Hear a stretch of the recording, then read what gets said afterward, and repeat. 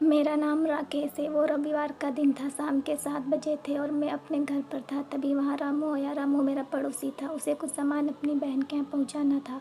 उसने मुझसे कहा तो मैंने हाँ कर दी। उसका गांव हमारे गांव से लगभग 4 या 5 किलोमीटर की दूरी पर ही होगा। मैंने भी हाँ बोल दिया और यह सोचा कि रात के 11 बजे से तो पहले ही आ जाऊँगा। मैं आ भी जाता, पर सामान लोड करने में काफ़ी समय लग गया था, इसलिए मुझे रामू की बहन के यहाँ के गाँव पहुँचने में ही 10 बज गए थे और सामान बैलगाड़ी से नीचे रखने में भी काफ़ी समय लग गया था। और इसलिए रामू की बहन मुझे बार बार अपने ही घर में रुकने को बोल रही थी, क्योंकि उसके गांव से हमारे गांव को बस एक ही रास्ता था, जो उस कब्रिस्तान के आगे से होकर जाता था।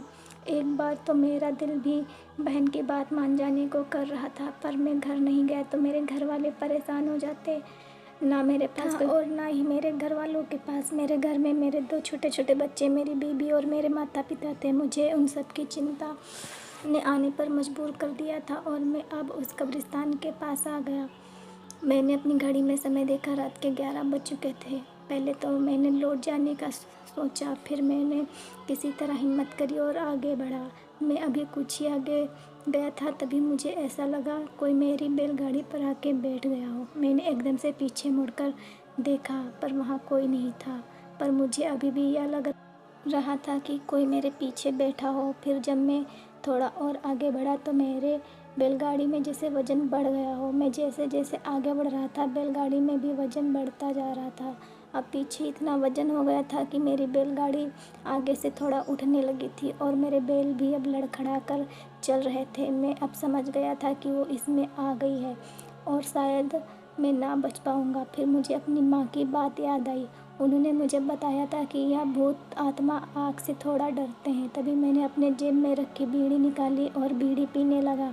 जैसे ही मेरी एक बीड़ी ख़त्म होती तो मैं दूसरी जला लेता। ऐसा करते करते मेरी पूरी बीड़ी ख़त्म हो गई। बैलगाड़ी में इतना वज़न हो गया था कि बैलगाड़ी बहुत धीरे धीरे चल रही थी, इसलिए मैं अभी कब्रिस्तान को आधा भी पार नहीं कर पाया था। सर्दी का समय था, इसलिए मैंने काफ़ी कपड़े पहने थे। जैसे ही मेरी बीड़ी ख़त्म हुई तो मैंने जो कंबल ओढ़ रखा हुआ था उसे उतार कर मैंने उसमें आग लगा दी और कंबल की आग ख़त्म होने ही वाली थी, तभी मैंने अपना स्वेटर निकाल कर जला दिया। स्वेटर की आग ख़त्म होती उससे पहले मैंने अपनी कमीज़ निकाल कर जला दी। जान बचाने के लिए कुछ तो करना ही था, इसलिए मैं अपने शरीर में पहने सभी कपड़ों को जला रहा था। ऊपर के सभी कपड़े ख़त्म होने पर मैंने अपने पैजामे को उतार कर उसमें भी आग लगा दी। अब बस मेरा एक कच्छा ही बचा था। मेरे पैजामे की आग ख़त्म होती उससे पहले ही अब कब्रिस्तान की दीवारें ख़त्म होने वाली।